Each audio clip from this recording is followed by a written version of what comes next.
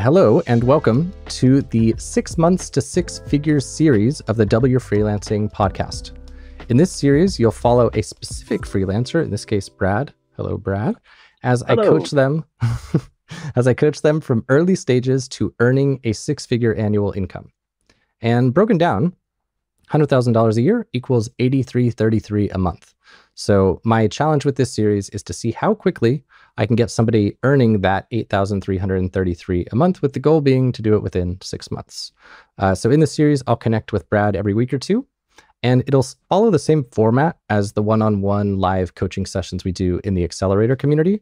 But Brad's series is a little bit different because he, as you'll soon learn, runs essentially like a YouTube marketing agency or something. I don't know what the proper label will be at this point, but in Brad's case, he's coaching me on YouTube stuff because the DYF YouTube at the day of recording, July 5th, needs some work. So Brad's series is a little different because he's actually going to be doing some coaching for me. So originally we weren't going to use these parts of him coaching me as part of this series. Maybe he'd use it on his own. But as it's turned out, him coaching me and me like feeding that back into him, it's all been kind of this initial process of helping him hone his service offering as we talk about my needs, because I'm essentially Brad's target customer.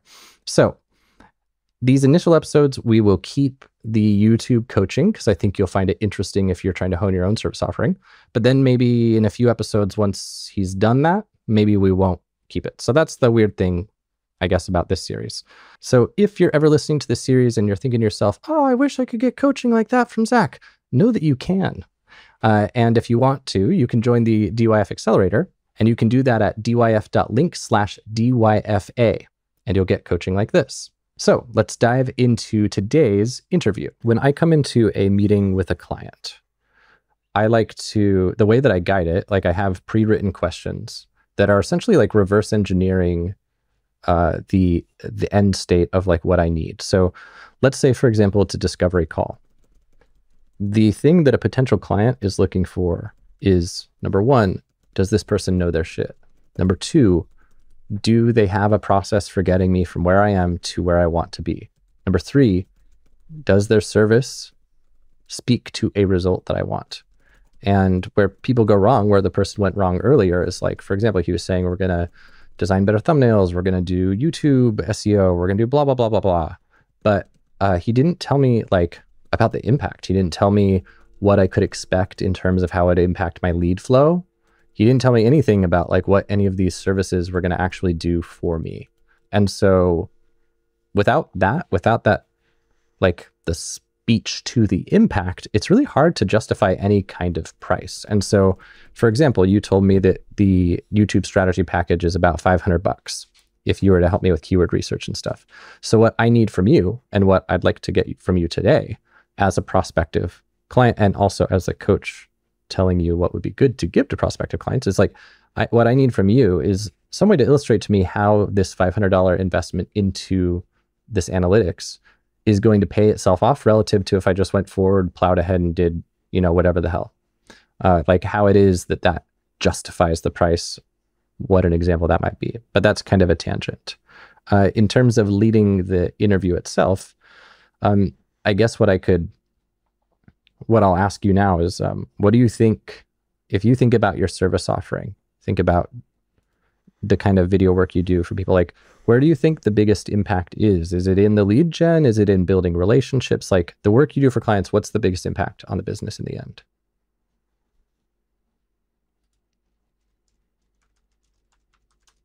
I want the biggest impact to be a direct correlation to leads and sales. That's my background is from direct response marketing, so that's always where I am oriented. I do feel like sometimes clients aren't even looking for that, which is bizarre to me. It's like, like, what's the point of you putting out these posts? Like, you just need to have posts. Like, I've never understood that because I came from direct response. So yeah, I always am thinking, how does this lead toward traffic, leads, sales? I was trained to recognize and sort of poo-poo vanity metrics. But as a service provider, I am sometimes incentivized to just uphold the beliefs of the client. Maybe this is false, but it seems like, well, I guess at this stage, what sometimes I've just thought, well, basically let me just listen to what they want and see if what I offer can fit into what they need. If I can do what they need. And I think that's going to be the journey of this process for me, is going from that model, which is what are they looking for? Can I do it? To this is what I do. Do you want it? And I don't have the framework for that, you know, like that's going to be this iterative process, but yeah. So I know, okay, let me give you a concrete example though. I started a YouTube channel by myself back in 2017. I started by making a whole bunch of videos about I went through a process of choosing a bunch of topics I might want to create a channel in. The goal was always to make money. I took a course from Alex Becker. So he's like hardcore marketer. I see myself as a hardcore marketer. I wanted to make money and I wanted to start a business. So I created a bunch of videos about marketing. I started by creating videos about Google Ads, and I just looked up, as he said in that course, he said to look at a similar channel that you want to be like, sort their videos by popularity, look at their most popular videos, and then try to model them. And I thought, well, one thing I could teach people is Google Ads. At that time, I had a lot of experience. I was running my own little business through Google Ads. I reverse engineered, made a whole bunch of videos about Google Ads. And then one day I went and recorded like 5 videos about Google Ads, and I was trying to keep them within 10 minutes, like everybody said, best practice.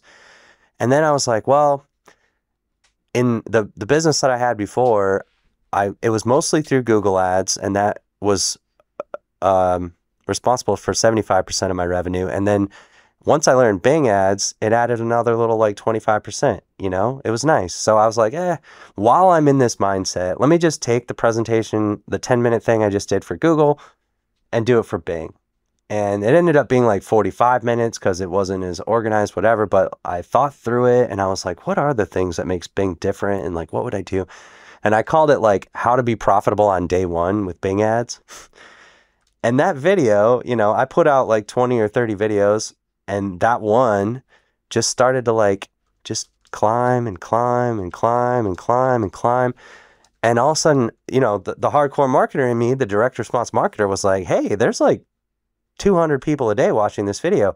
I wonder if I put a link below this video, if anyone would join, you know, like sign up for an email list about this same topic. So I put one down there.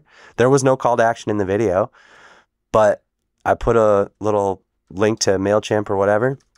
And then a couple days later, I got my first lead, and I was like, hello, all right, we are in business here. Like, this is interesting. And, you know, every couple days, another person would sign up, another person would sign up. And then I thought, you know, I know how to do like tripwires and build funnels and all this stuff. And I was like, yeah, I might as well throw a tripwire out there. I wonder if they'd pay me $7 for something about Bing ads. And so I wrote a little like autoresponder series and put together a quick little sales page and ClickFunnels. And sure enough, a couple days later, made a couple sales. And I was like, hey, this is interesting. Anyways, iterate that a few more times. Got some coaching from one of the mentors I had at the time. He said, charge way more than $7 for this thing. I made a video course. I called it the Bing Ads Bootcamp, and I was selling it for $7, sold it a bunch of times. And then this guy was like, just do the same course for $250 or something. And I tried it, and then I started selling that, and I was like, whoa. And then I made the Bing Ads Bootcamp 2.0, and I did a proper Jeff Walker style product launch, and I made like $1,000 in a day for the first time ever doing that. And it was like, all of this came from organic YouTube. All of it. Like, I knew how to run ads and stuff, but I didn't know how to run ads in that niche. It seemed like overwhelming and competitive because it was just, you know. So all of it came from organic YouTube. And then I learned about affiliate marketing, and I made affiliate sales from organic YouTube. So all of this is just to establish that, like, I know that with nothing else but an organic YouTube presence, if done right with strategy ahead of time, you can quickly get to money. A lot of people think it's this long thing to get to money, but because I came from direct response and affiliate marketing, I was never interested in that. I didn't want to have subscribers. I wanted to make money. And it showed me that I could, like, when you have people watching your video and you made the video titled a certain thing that's only going to speak to a certain type of person, you can kind of know that what they're probably interested in. And if they're interested in that video, then they're probably interested in the lead magnet that speaks to the video. And then they're probably interested in the tripwire or the coaching program or the product or whatever. So I guess that's at the background of everything I think about YouTube, especially with a business like yours or my previous clients, is like, they probably, and I don't think I did a good enough job of kind of establishing that for them. I know that a video with a few hundred views can make you $1,000 a month in something. Affiliate commissions, course sales. It doesn't have to have a lot of views to make a lot of money. You don't have to have millions of subscribers. I've still only have 9,000, which in the YouTube world is nothing. It's tiny. In our world, it's actually quite big to a lot of people, I mean, it's big to me because I know how much juice has been squeezed out of that 9,000 subscribers. Like, a lot. I've made a lot of money from a tiny YouTube channel. And so that's always in the background for me. And I think it's in the background when I see a business like yours, because it's like, oh man, you don't need to be PewDiePie or whatever. You can be you. And if you get to 10,000 subscribers, like, if you do it in a certain way, the power that you're going to have is going to be awesome. Like, 1,000 people watching a really highly qualified topic that only people who are like deep in the trenches of running a freelance business, 1,000 people watching that video, how many of them are going to be ideal candidates for W freelancing, which is like generally high ticket, like you guys have recurring, you have high ticket courses, like the average view on your channel is going to be worth quite a lot, I think. So this is great, by the way, in terms of like painting the picture of the bright tomorrow. Like, I'm getting excited hearing what you're talking about. The question in my mind, and I think the thing to do with prospects and stuff, like what we need is to make it real. So for my big objection to things like SEO, which you spoke to just now, and it got me excited, is like that timeline, that payoff period where suppose an SEO expert wants to charge a few $1,000s a month, and it's going to take 6 months, then that means I have to spend $18,000 to know if this thing even worked. Yeah. So in W freelancing, we talk about this kind of like ascending way of working with clients. And that process often looks like lead to short sales call to road mapping or mini service offering to full service offering. And an ideal road mapping or mini service offering is something that gives a quick win and pays off the investment really highly. So an example is like Brennan had a story of a client who wanted to hire him for doing like a whole funnel and doing email personalization, but that was going to be a really expensive project for him. It was going to be, I think, like a $20,000 or $30,000 project. But this client also had an existing email list and wasn't emailing them much. And so he's like, all right, well, how about this? We do an intro project where we just do a one-off launch. I write a couple emails that can bring in like 20 or 30K. And then you can use that 20 or 30K to pay for the big project. And they did, and it did. And so in this case, like the doubt in my mind is that belief, is this too good to be true kind of thing? And like, because really what the secret sauce is, I think, for you is knowing what effective strategic YouTube marketing is, because it seems that it goes beyond just posting any old video in order for it to rank and stuff. And that's the part that I don't know about. And I once ripped off one of Joe Weeb's sales pages, and it spoke to this. If you want to look it up, I'm trying to remember what it was for. I think it might have been her Copy Hackers sales page, but she had some really nice headline on that page that was something like, good copy is strategic and it is like intentional. And it was speaking to that fact that people feel like they're kind of just throwing spaghetti at the wall and they're not making intentional strategic decisions with their copywriting. And she was saying, if you take my course, you will be. If you take my course, you will be making these intentional decisions versus just trying a lot of stuff and hoping something works. And for me, as a prospective client of yours, that's like the secret sauce I know I don't have. I know I can create valuable content and I know I can help people because I do that in the accelerator all the time. But what I don't believe I can do is know what the hell I'm supposed to title the video, or know what the hell of these useful things would be good for like actually showing up in the search results, or how to SEO optimize and stuff. So what I'm wondering, both as a prospective client and just also as your coach here, is like, suppose you're talking to me. The payoff rationale is somewhat simple. So I know my 30-day value per subscriber. It's currently $2.40. So based on the amount of leads I can expect, I can like kind of make guesses about what the revenue implications might be of things. So if you could speak to, for example, case studies, like real life examples are always best. Case studies of past clients or past projects of your own as well, of like what your conversion rate was from a top of funnel YouTube video to the opt-in, like to the lead magnet. So what percentage of views became subscribers? That would be really, really good data for me to know. If you could speak to the impact of SEO optimization, like this isn't necessarily something for the sales call, by the way. This is just something in general that I would want to know. And then speaking to like, I guess just really it's that proof in the pudding thing. Like, sure, Brad says that he could do this stuff, but like, but can he? And so that's the kind of thing that you can do with case studies and examples and real numbers, where it's like, okay, I created 5 videos for this person. It only took them 40 minutes of their time and they hired me for blah, blah, blah package. And the result was from organic, this amount of things, this amount of things, this amount of things, which resulted in this many leads and this many sales. Like if I saw that, I'd be like, cool. The other objection I have is one that you spoke to with that distance from the money thing. My other objection is like, it's going to take a lot of consistency, or I need to already have a big channel. Right now, all of our views, like I'm pretty dang sure all of our views, well, maybe, let me not say all, but like 90+% of our views are not organic. They are just because I've sent out email newsletters to our email list linking to a YouTube video. So most of the views on our YouTube are people who are already on our email list. And thus they're helpful for, you know, delivering value and building a relationship, but they're not helpful for lead gen.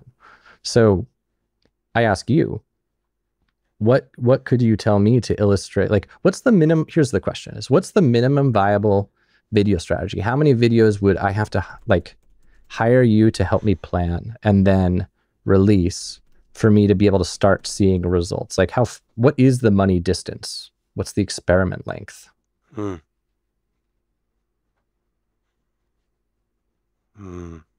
Yeah, I mean, this is why I asked the question yesterday with Delia. It's like, yeah, this sounds awesome. I wish I was this established, you know? I wish I knew all these things off the back of my hand. Like I have a bunch of my own experience.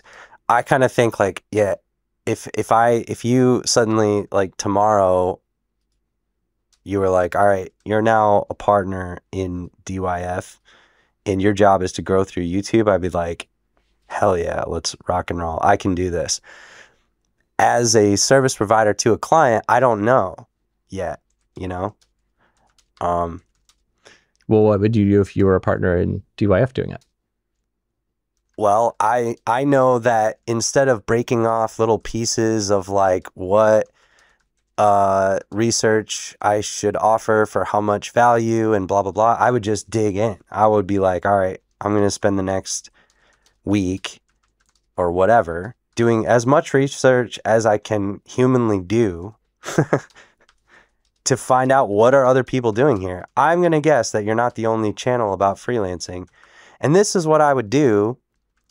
And this is what I will do on these calls if you want. That's what I was trying to say in my outreach is like, whether I do it for myself or for a client, or whether the client knows about it or not, I have to start every project out with research. Like that's the difference, I think, between people's random strategies, the hope strategy and marketing is research. So I always start with research. I have to, or else I don't know what to say.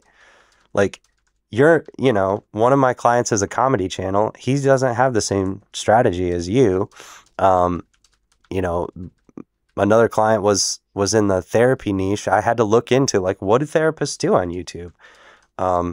What are the products that they sell? Like, do they sell products, or is it all ad revenue or whatever? Every niche is different. For your business, I have a pretty good idea of what's probably out there. I haven't done the research. Unfortunately, I felt pretty under the weather. I did want to just do it for you ahead of time and be like, ta-da. And then I think you would understand the value of this research thing. Because I know research is a dime a dozen, but it's like, you don't know what decisions to make until you see the landscape of what your competitors are doing. And with YouTube, it's so easy to see what they're doing. And I combine SEO as well. So it's like, what do humans search for about this topic? And also, what are other people doing successfully? So we might look at viral videos. We can do it on this call too.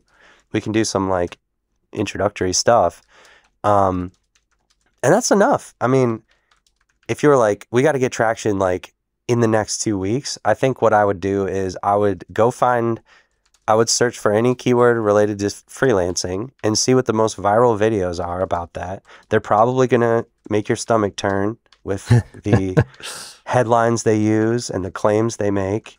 But if you said your goal is to get us as many views as quickly as possible and you have no other levers, then I would probably be like, hey, we got to make a $10,000 a day freelancing video modeled in this style. You have to go like this next to a big pile of cash.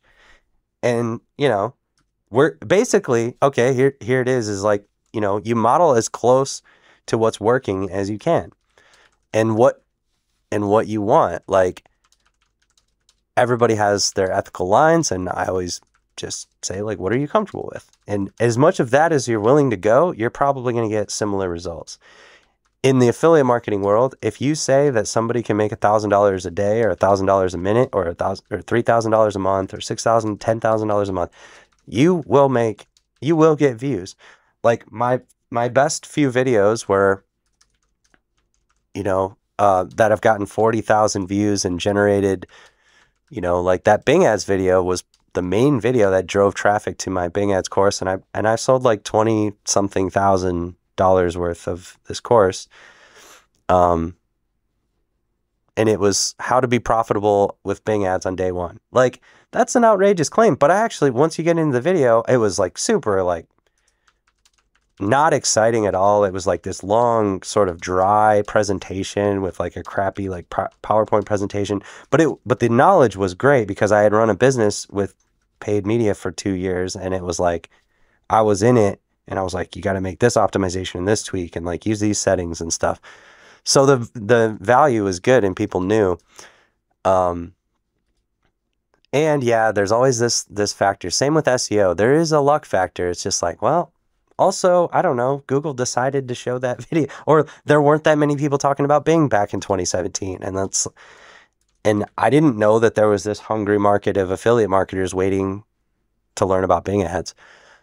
Anyways, so what is the minimum viable? What is the amount of videos that I would say probably it's like 20 or 30 probably.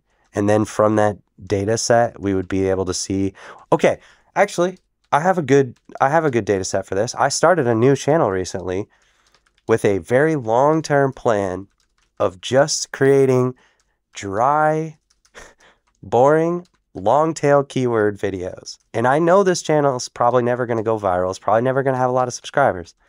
But if a few hundred people watch a review of a software and 3 of them buy it as an affiliate, that could be like $50 a month for each one, recurring, da-da-da. So I'm just going to build this thing out. And okay, here's what I'm going to land this plane. I probably have like 20 or 30 videos on there. And just like always, most of them, whatever. But one of them is starting to like, it just outperforms the rest. And it's like, people are clicking on this link to, it's like, oh, dude, you're probably going to cry when I say what it's about. It's Gutenberg versus Elementor. And I was like, how do I make a video about this? And I thought about it and I was like, all right, I think what people watching this video are trying to say is like, do I need Elementor? And so I made this video of being like, I didn't do anything fancy. I wasn't going to do product demos, whatever. I was just like, hey, look, I've been doing WordPress for like 10 years. And like, probably if you're this type of person, I think the Gutenberg editor is good enough for this and this and this. And if that's all you ever need, you don't need to bother with Elementor. But if you want to do this and this and this, Elementor is great. And that video, you know, most of the videos on there, you know, they've gotten tens of views, maybe 100, whatever. But this one's almost getting to 2,000. To me, that takes me back to the Bing Ads video days and going like 2,000. That's a lot of people watching that video. And I think that a few of those people have clicked on my Elementor affiliate link, and I think some of them have signed up. I don't know that for sure because my tracking isn't set up well with that channel yet. But it's a pretty good, like 20 or 30 videos. One of them is going to do better. You know, you're going to get some sort of signal once you put out a batch of videos that something is more interesting than the rest. Like some of them have literally gotten like 8 views, you know? It's just like nobody cares about this. There's no search traffic for this title. Google doesn't want to push this out to anything. There's no related videos that it thinks it's worthy to show it next to. Nothing. But Gutenberg versus Elementor, either there's a bunch of search traffic for it and I'm just one of the people, or I made the best video qualitatively about it. I don't know. I doubt it. Or it's being shown next to some other person's, you know, that's the way a lot of people found my Bing Ads video back in the day. Was there wasn't that much Bing Ads content, and some other affiliate marketer made a bigger video because he had a huge audience, and I would get shown next to him, and he was like one of my like people I was looking up to. I was like, whoa, this is crazy. So with that, what would your next step be? Would you be now creating more videos about Elementor versus Gutenberg based on that response? Or what does that having a popular response like do for your process? It tilts me a little more towards maybe I should talk about WordPress stuff more. Because it's not a WordPress exclusive channel. It's called Nomad Web Tools. And it's just like, I'm just going to talk about any software tool that I either see as trending or I'm using or whatever. Like eventually I want to build out this, I just want to make a video about every little keyword about the software that I think is interesting. And it's a long-term play, but it's also close to money because most software has affiliate programs, and I'm going to sign up for as many as I can and put my affiliate links below. And in aggregate, I think it's going to work really well. But yeah, it tells me maybe I should talk about WordPress stuff a little more.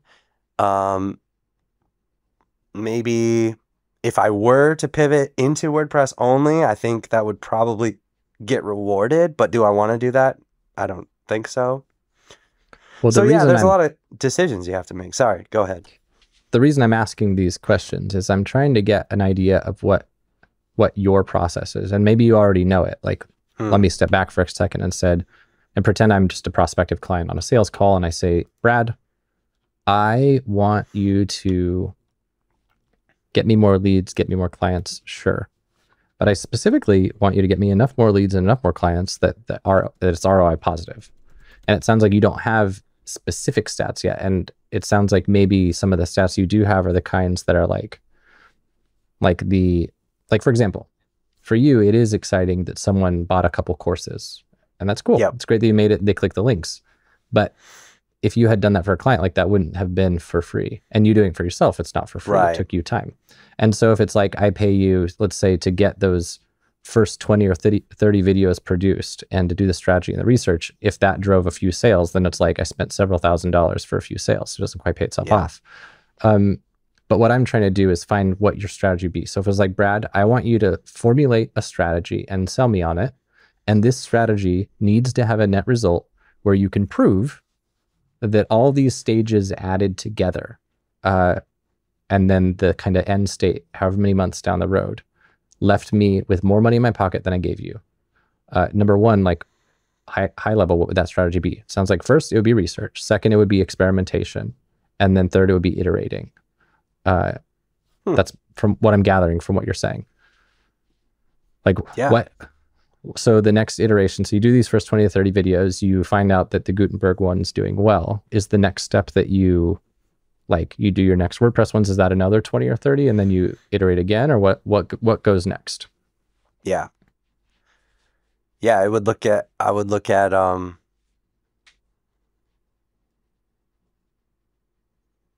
yeah, that would probably be it. I would pick another similar bunch of keywords that have as high search volume on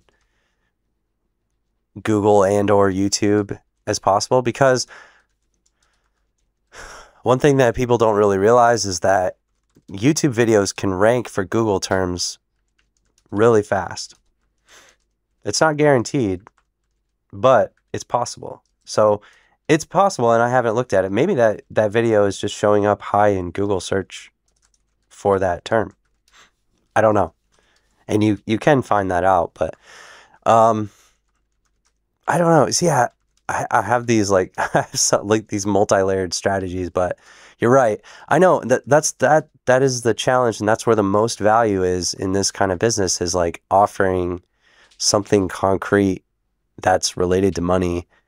And yeah, that's what I'm like nervous about, to be honest, because I'm like, I know I could do it with enough time by myself, but I don't know how much I need to give to someone's business to make that result. And that's what makes me nervous to speak to that. Like that's why I'm not great at sales, because I'm not like, listen here, you're going to get so many leads and whatever, it's going to be crazy. I'm like, I can tell you're excited and I want you to be excited. I think you should, but also I don't want to like mislead you, you know? I think that the thing for you to keep in mind, and for everyone listening to keep in mind, is like the whole purpose of this series is that this is a beginner to pro series, you know, like it's always hardest at first to give pudding proof, you know, proof in the pudding. Like you can't do that because you haven't done it. But what I am sensing from you is that you have opportunities to be doing that you're not seizing. Like there are a lot of your metrics that you don't know, that in my opinion, you should, because your whole role here is going to be moving more towards knowing. And the best way to don't be the cobbler with the crappy shoes, you know? And the easiest way to start getting yourself in this area and start creating good processes that you can use for clients is to create for yourself. Like the fact that you don't know if that video that's getting the views is getting because they rank on Google or just randomly get them, like you need to know. Presumably, maybe you don't, but basically, like the sense I'm getting from you right now, and what's the cool opportunity here is you have, like, the reason I wanted to do this series is you have like all of this background knowledge and experience that I think is going to set you up to be like rocket ship success with your freelancing. But what you lack right now that I'm sensing, and it's totally fair enough, you've been freelancing for like a month, or like when did you start freelancing, you said? Unofficially, I've had clients for the last couple of years, but I didn't consider myself a freelancer. I was just like helping friends and getting paid. I would say I seriously like accepted it in January. I was like, I think I need to be a freelancer. Okay. So yeah, maybe 3 or 4 months. So very new to freelancing. And it makes sense you don't have the process yet, and that you don't have everything like solidified, because that's the phase you're in, is solidifying it. But that's kind of my segue into what strikes me as a really good goal for you to have right now, is to have your big goal be like finding these metrics and solidifying a system that just works.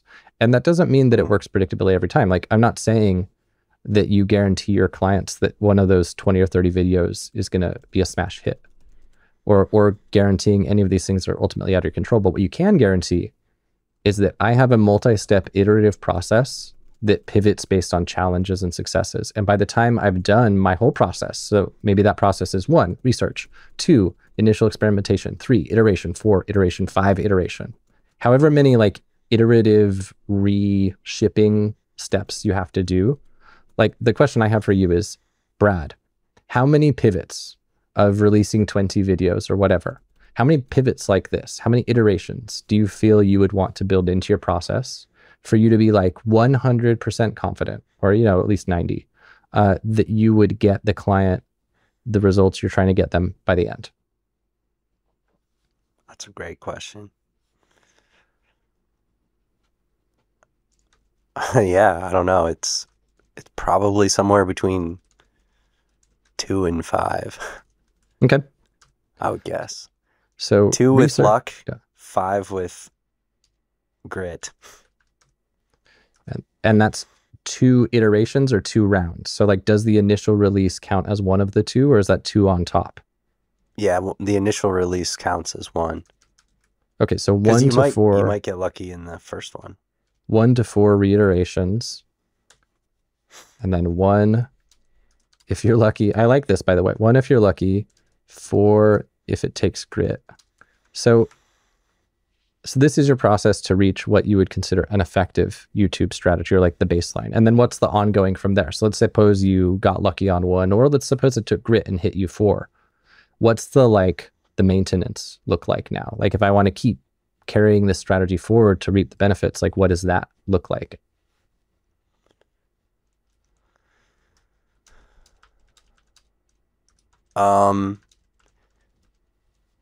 It would probably be 1 high quality video per week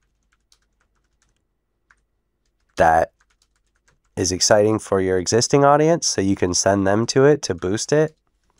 And it's got potential to latch on to things like keyword traffic in YouTube and Google. It's got potential to get shown in related videos because it's similar to what people are searching for in this niche. And it's got a similar thumbnail and title to the ones that are doing well for that topic. Like, if you did all of those things once a week, you're going to start creating consistent, bangers, as the kids say. Mm-hmm. And a lot of the follower or the channels that I follow in the affiliate marketing niche, none of them have huge followings, but that's the groove that they get into.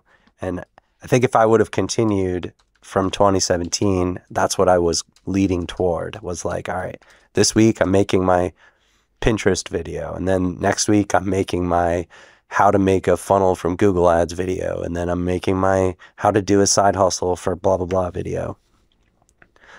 And yeah, that's what I think you can do as well. And how does one high quality video per week? Yeah. So how does that build on the previous phase? Like that phase where you'd hit the quote baseline success. What are the things that maintenance, because the maintenance, you're saying you're pulling from similar thumbnail and title of other videos, not yours, that are doing well. So that doesn't require that baseline success from the first one. What are the things about that weekly 1 video maintenance that, what is it pulling from that first stage where we iterated, did the research, blah, blah, blah?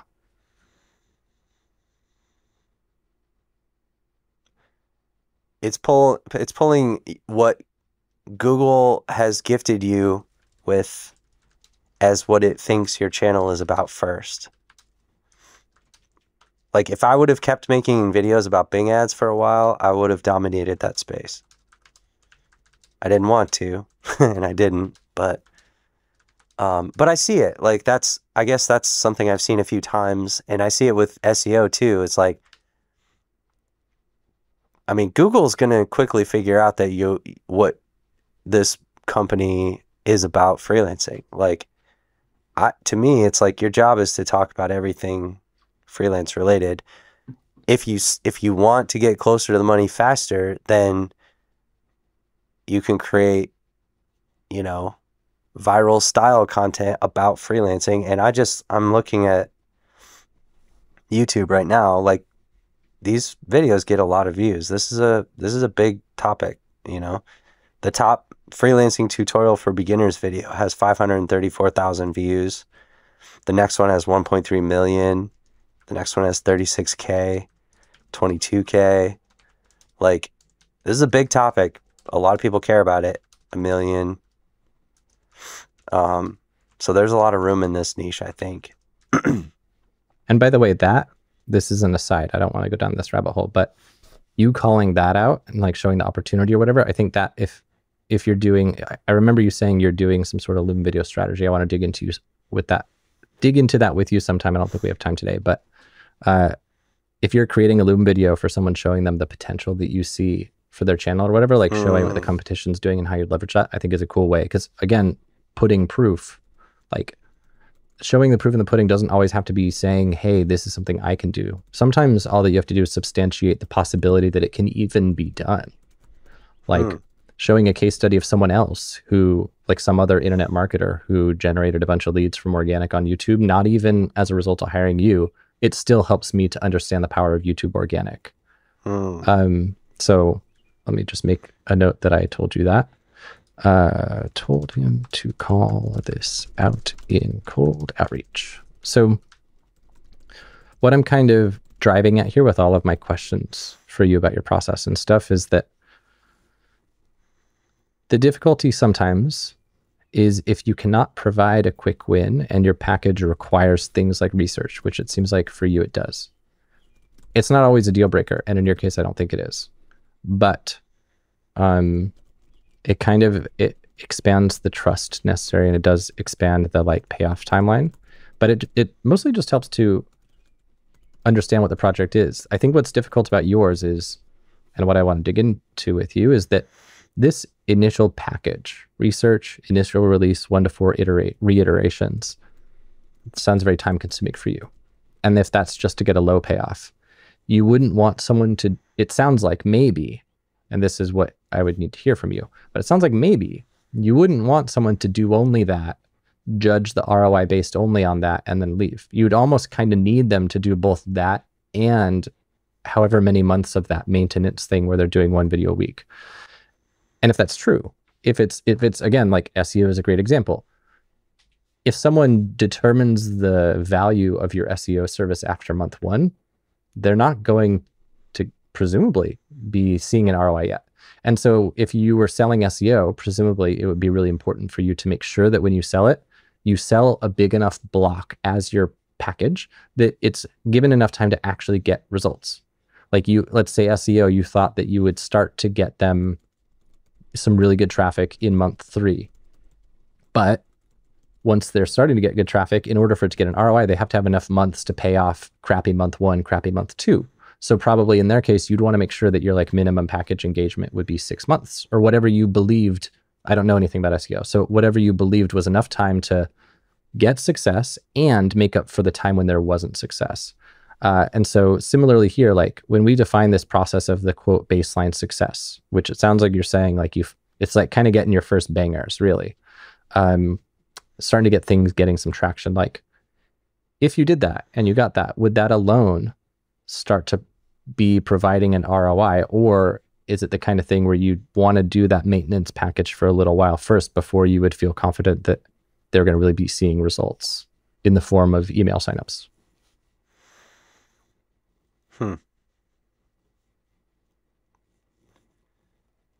It's a good question. That's why I've struggled to be an SEO person, even though I know a lot about SEO, because I don't like their sales model. You have to be so cocky and confident. You're like, I know this is going to work. Just give me 6 months and pay me a lot of money. Like, I don't know that it's going to work. I'm pretty confident that it'll work. And then there's other factors too, like some clients like, oh yeah, that's great. You put together this research plan.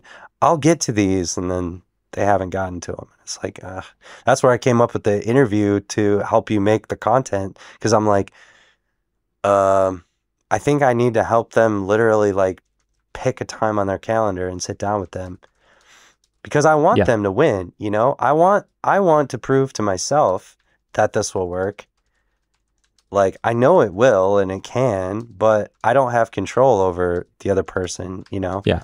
Like, what are their boundaries about what they want, what kind of content they think they need to make, or what they're willing to make, how much time they actually have for this. And by the way, can I quickly interject? That bit about the boundaries, I think that's a really important part of your discovery call. I would make a note about that, to make sure that you can establish that and like let them know that that's part of the process. Like, because I thought that was really cool. And I would encourage you to try to think of what the air quotes camps are, and maybe think about what the minimum requirement is. Like, or if someone can make simply boring educational videos and still succeed, if you believe that that's possible, then it doesn't matter. But still, I think your discovery call should involve that. here's kind of where I'm driving at. So I do indeed, I know you don't have the experiences yet, but you have the belief and you have the precedent, and that's enough to get going. But what I'm wondering is, like, in terms of just your guess, oh, sorry, before I go that route, I wanted to say, I really like your model for this booking the call to get the content with them. I think that that's great. And I think that the trick with freelancing is to position your services like products. And that's what the blueprint teaches. I know you're working your way through that, but the other kind of aspect that happens here at the same time is when you are a new freelancer, when you're like just piloting out a service offering, like I have that video about premature scaffolding and stuff, you don't want to invent structures. You shouldn't be like creating structures. You should be formalizing structures. Wow, that's quotable. I wish I had a little quote thing in Fathom. Let me mark that out. Quote this.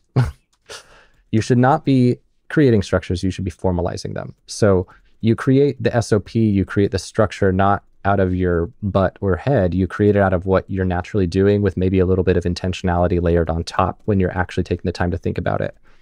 And so in your case, you know that you sit down, you do this interview, you get the content. This is a great example of you pivoting to a challenge. In terms of moving towards a product and not building premature scaffolding, what I want to try to find are like, what are the boundaries of the things that you know need to happen to get there? And what's the way to package those up as a product? So for example, let's say, because again, if we're trying to package services as a product, the reason you do that is so that clients can predictably say, okay, I have to pay a certain amount of thousands of dollars to get a certain type of result.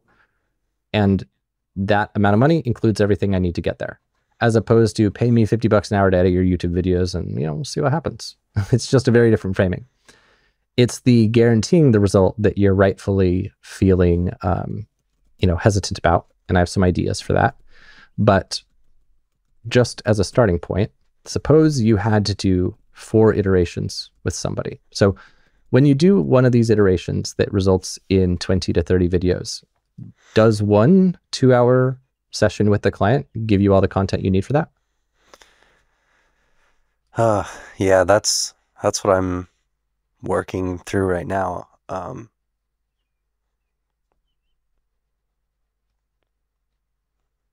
One factor in all of this is that short videos came out in the last 2 years, and I'm like actively learning about that. I have experimented with it, and it's like another thing to consider. It's like, okay, if you really needed to grow the fastest, then you should probably just be making shorts. But in my experience, they're a lot less likely to lead to leads and sales so far. But they are good for growth. So if you want to grow your presence, then shorts are great, and build an audience and, maybe go viral and get like more subscribers than you could get in a year of doing long form videos. But in my experience and from the people that I've listened to so far about it, long form is still better for like close to the money. So that's another part of my strategies too, is like, I could probably make 20 or 30 shorts in 2 hours. Could I make 20 or 30, 10 to 30 minute long videos, 5 to 30 minute, like mathematically, no, I can't. So that's a great problem that is there with what all this stuff that I'm saying is like, I don't know. I'm just trying to get people to let me try, like, yeah, I'd love to get you to try. And like with I'll tell you, like, yeah, if we do 2 hours, I bet we could probably get at least 5 great videos out of it. That would be intentional. That would be designed for a specific concept or topic or keyword, and it's going to be really focused. And we can look at research and say, like, what do people care about in this topic? Which I did pull some keyword lists we can look at if you want. It's probably not surprising, but that sounds good. But let me focus in on like what I'm trying to unearth from you. So what would be really cool to me is if you came to me with essentially like, it could be a page on your website, it could be an email, whatever, but you essentially said, Zach, here's my process. Step one, you and I have a XYZ minute phone call. The purpose of this phone call is for me to understand your business and to find out what I need to go research. Step two, I go out and I do a bunch of research on your business, your competitors, blah, blah, blah, based on a phone call. Step three, I come up with what I believe are going to be the most valuable videos to try for the first iteration. And by the way, by this point, you already told them that your process is research, initial iteration, reiterations till you hit baseline, and then maintenance. That's like your 5-stage process, or 4, however many things I just said. So you say, we do this call, I go out, do my research, I come up with video ideas. You and I are gonna connect, maybe you don't even connect. It's up to you if you have to connect for this bit. So you either send them to them via email or you connect. It seems kind of unnecessary phone calls to connect just to get their take and then set up a whole separate phone call to record them. But basically what I wanna know from you is how big the initial batch of videos has to be. If you think 20 or 30 in the one initial batch versus like testing 10 to 15, that's different, you know? But what I want you to do is say, if I'm doing my first iteration, how many videos do I want to release in that? How many shorts? That's like your question for yourself. And then you have to ask yourself, how many hours of recording the client do I need to block in order to get that met?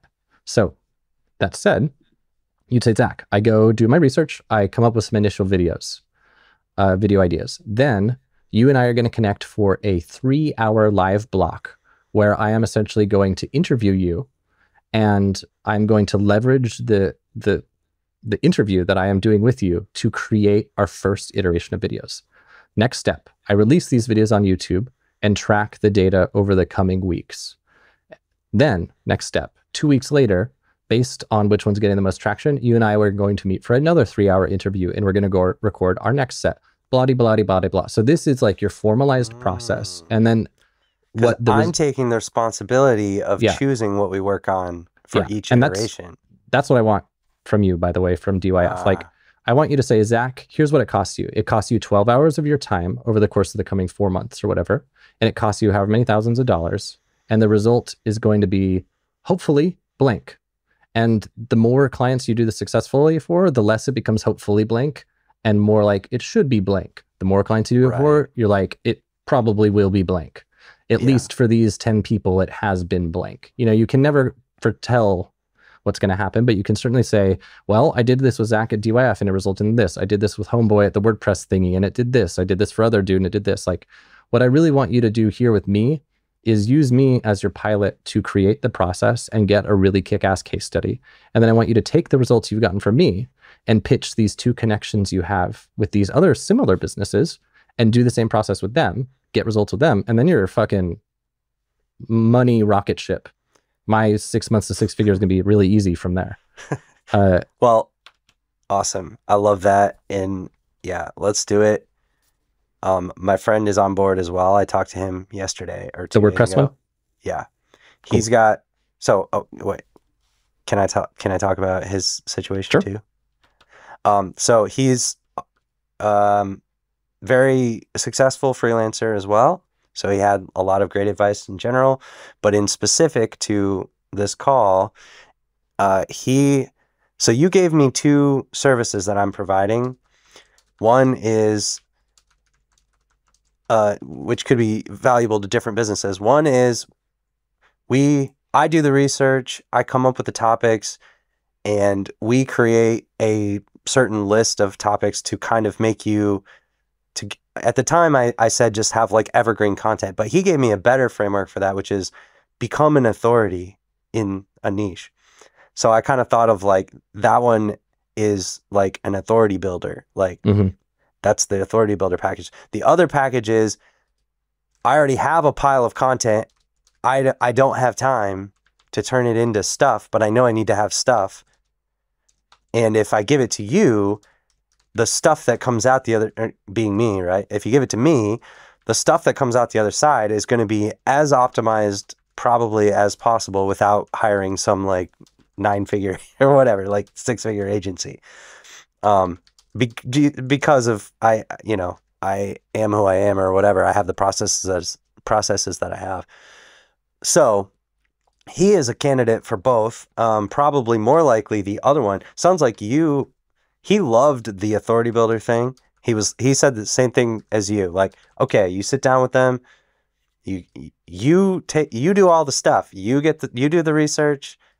You tell me what to record. You set up a time on my calendar, like when we're going to record it, and then we record it. And then you take it and edit it and do whatever you do, which I don't know if that's true for you because you have your editor or whatever, but he would love that. It's just like, I don't have to think about any of it.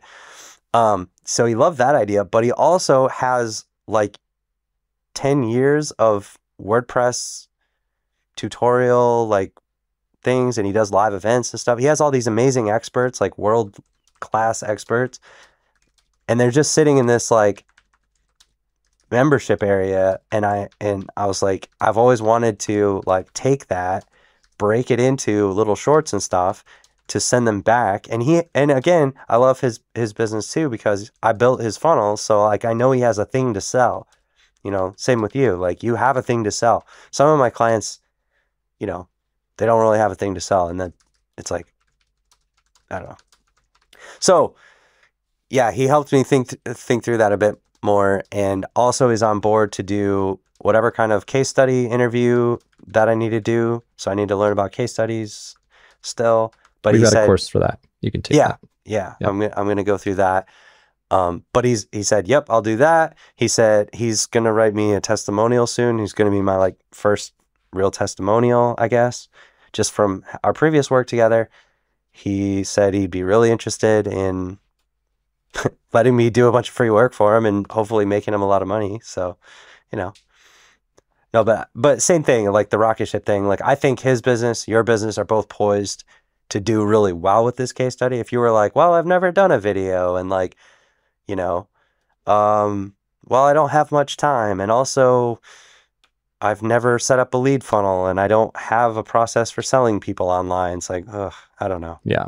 And that's a good point here. So like some points I want to make. I have all sorts of points to make from what you just said. Number one, I think you make a good point about choosing good leads for this. I mean, in fact, you being here on this series, like this is me choosing you as a good lead for this podcast because you are poised to really take this stuff. This is why I'm working with you and Maya for this. Like everyone who is going through this process is on a different journey, and it's always hardest to get that initial business knowledge and that initial traction and that first client.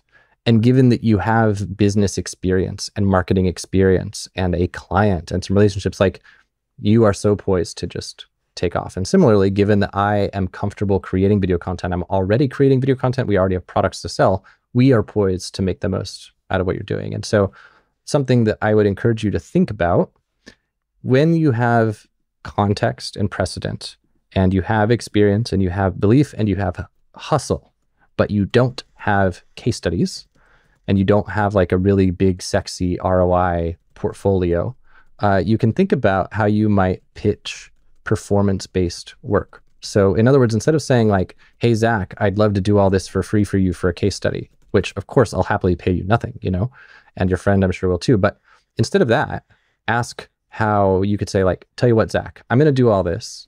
And if it hits XYZ result, you pay me a specific thing. If it hits a crappier result, you pay me this thing. If it hits like this really pie in the sky, amazing result that like you would just be over the moon, you pay me this. If you pitch people like that for your first projects, like that's to me the best way to take pro bono is number one, step one, do what you already did, which is you have to ask what are your pre-filtering criteria for who can make the most of this and what are the factors that would prevent them from being successful. In your case, you already did this, right? Like you said, well, if I do the strategy and they don't actually make the videos, I can't, like that's out of my control. So solution, I book them for these live calls. They have to commit up front to carving out XYZ amount of hours. Okay, so that's one thing. And then what other things do I need to make sure are within my control for me to perform? And then make a pitch. So if you know that one subscriber to me is worth $2.40 over a 30-day period, and you believe that you're going to generate, I don't know, how many leads do you think if I let you, here's a question for you.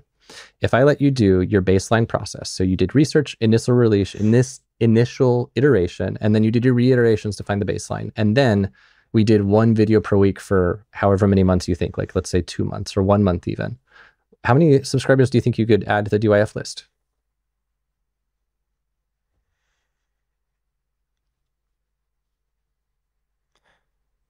So you're saying You would do the initial like 10, 20, 30 videos, whatever. And then once we find the winning thingy from the beginning of your baseline process, we did the maintenance for however long you think to get you a really sexy ROI. Like, how many subscribers do you reckon you could drive?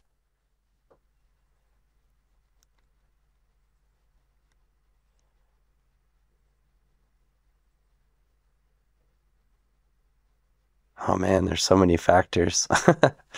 But like, make a safe guess. Like, say if you were doing this for your mom, and your mom was taken out alone, you're like, all right, mom, I'm gonna do whatever it takes to get you here, but just to play it safe, here's what I would say be safe you'd count on.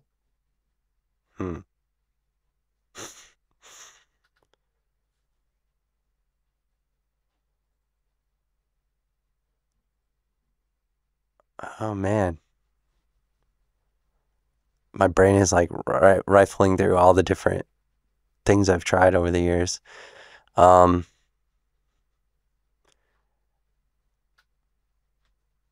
Safe. If you want, I can help you reverse engineer some of this. Yeah. I know when I got a good video that was getting a couple hundred views a day, I was getting maybe like 1 or 2 leads a day. But that would be optimistic, right? Like that would be that's getting to that threshold where you have one video that starts to climb. And it's not like going viral. It's just a couple hundred views a day, which to most YouTubers that's nothing, but like at a certain stage it means a lot when it's driving leads. So yeah, it would be like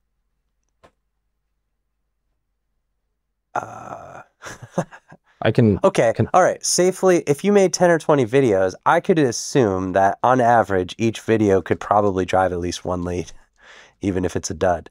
So probably the lowest, safest would be like 20 leads per month. But optimistically, maybe like 100 leads as a first baseline. And then, yeah, possibly more. Does that sound right? It sounds like you're saying that on average, you believe that one of your YouTube videos with a good call to action at the end of the video, within the video itself, it sounds like you're saying you think there's about a 1% conversion rate of viewer to email subscriber. Is that right? Yeah. Yeah. Can you find data to corroborate this in your own portfolio of videos or stats in general? Because that would be one belief, or like one thing you need to prove is that 1% is reasonable. Whether you prove it through doing it for clients or you prove it through research or your own experience, that's like an assumption. That's one of them. And if you can't prove it, the question is, how can you test it? How could you release a video on your affiliate marketing channel with a CT at the end, track how many people click it, and track the views to signups ratio? That would be one little experiment you could do on your current Nomad Brad. Is that what it is? The Nomad Brad channel.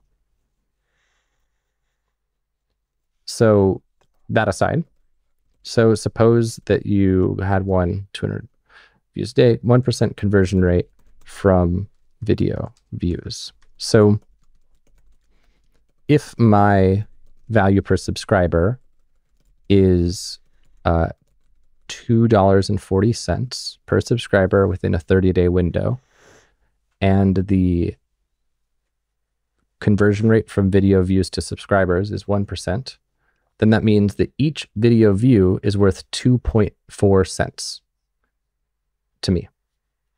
So if I can pay you less than 2.4 cents per video view, then we're like making money. If I can't, then we're not.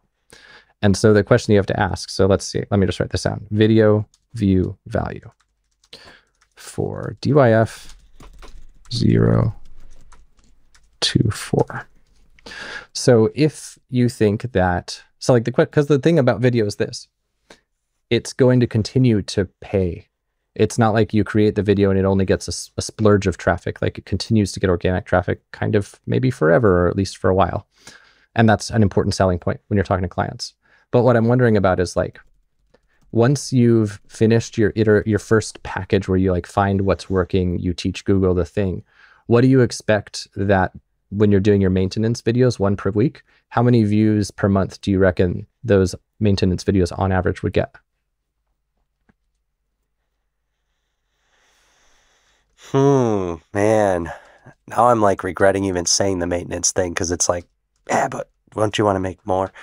But it's good. It's good to have a structure there. Well, you can do more, especially for clients. But what I'm just curious is like an individual video, whether you make 1 a week or 5 a week, how many views per month do you reckon one of those videos will get? All right. I think so far from my experience, not having done this with clients yet, when my channel was climbing and I was creating consistent content for a while, I could expect 1,000 views per video, even if it was a dud. It would give, because, and I think at the time, yeah, I probably would have had like 7,000 or 8,000 subscribers. And that was pretty quick, you know, that grew in over a year. A couple of my videos got 40,000-ish video views. I could kind of ballpark that like my current email list is mostly people from those videos. So, and I have like, I think I have like 6,000 people or something. So, and so just to confirm, 1,000 views per video per month, or what? Well, sometimes if you create a real stinker, they don't get any views after that, really. Except when you start growing your channel, and then people will go back and watch the other ones, and YouTube will start suggesting. So that's why it's like, it's hard for me to say this, because the more effort you put in, the more like exponentially everything grows. Yeah, but that's kind of my point about the minimum viable commitment length. Yeah. Yeah. Let me summarize this to show you why I'm asking. So let's suppose that once that maintenance period is hit, an individual video on average will drive 1,000 views per month. That essentially means that an individual video will bring 10 subscribers per month, which multiplied by 2.4 is $24 per month. So like every video generates $24 a month for the company. So if there are 100 videos that go out, then that means these videos generated $2,400 a month. And then the amount that they generate each month continues to improve as you add more videos, right? Because the more subscribers you have, the more people watch the videos, and thus each video is getting more than 1,000 views per month. But the question that I'm asking you is, how many months does it take until the amount of money I have to pay you to make a video is smaller than the amount of the video money that the video makes me? Because if each video is worth $24 a month, and it takes you 2 hours to make a video at $50 an hour, then that means I paid $100 for a video that's going to take a little bit over 4 months to pay off what I paid you to do it. But then maybe it'll grow exponentially later. So the thing you'd have to do is say, okay, well, what I want to show is that it doesn't take 4 months. It takes not even a month. And in order to show that, the channel needs to have had time to actually start to grow and compound. And I believe that the channel will need 3 months to grow and compound at that maintenance plan. And then the initial iteration is going to take a couple months, which means that my package length for this, like, not just the authority package, but this like lead gen package, it needs to be a 5-month engagement where I'm budgeting for a certain amount of time and they're budgeting for a certain investment, whatever. I gotta go in a minute, but I guess the thing to think about here is these different package options, like this one I've been talking about, this lead gen focused one, the more authority builder package, and we can connect next week. We didn't get as much into coaching today, but I guess we ended up coaching on this topic of the service offering. So I would encourage you, maybe as like the homework assignment this week, to just kind of take some time to think about these metrics, flesh out what your process would be for DYF and how you would pitch me on it, how you might do some performance-based stuff to minimize risk to a potential client when you're still building your own track record, and consider that you don't really need to solidify into any one of these offerings, because the authority builder one is frankly a way easier sell because it's a soft metric. It's not performance-based. It doesn't have any impact. It's just, You are authoritative because you have video content that educates people. That's an easy sell, right? Like it's an easy metric. But if you stop there, you're kind of losing out on the real opportunity for your own knowledge. You know, like you'll be really happy to know that you have numbers backing up the work that you're doing, and it'll make your work so freaking easy to sell to people. But it's also maybe not the stage one thing. But before we go, I mean, I'll just say for myself, like, I think you said it spot on earlier when you were kind of repeating what I was saying of essentially that people don't want to tell you what to do. People want you to own the thing and make your recommendations. And that's in my own video process where I feel the most pain, is that I can create valuable content, but I don't know what to create and I don't have a systematic approach for it. And so if you came in and said, hey, here's this, I'm going to walk you through my systematic approach that's allowed me to get blah, blah, blah results. And all you need to commit is some money, which is performance-based, and a certain amount of time. Or if you have a database of content, I could potentially just repurpose that. Like if you told me something like that, that's a much easier, like it's just concrete. It has boundaries. It's not some fluffy, open-ended, nebulous, unknown cost and timeline thing. So maybe I guess just chew on all this as the next step. And when we connect next, we can do a more standard like Q&A coaching session or whatever. How does that sound? Do you have any questions in the 1 minute before I have to go? I'm just going to do the research for your company and then present that next time. Okay. Well, I mean, I want to make sure that we have an arrangement that feels fair. So I don't want you to just do something that you normally charge $500 for. So let's, I guess, chat further on chat, but we can, we can talk about solidifying service offerings and stuff. And yeah. So if you enjoyed this, please like, subscribe, leave good reviews, things like that.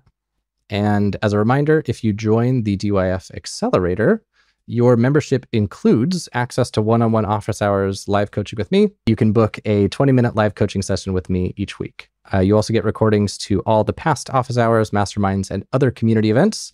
So if you're thinking of joining, now's the time to join. We'll be capping the community at 200 members so that everyone can get like one-on-one attention. So if you want to learn more, you can do that at dyf.link/DYFA. And if you want to learn more about Brad's business, where can they check you out, Brad?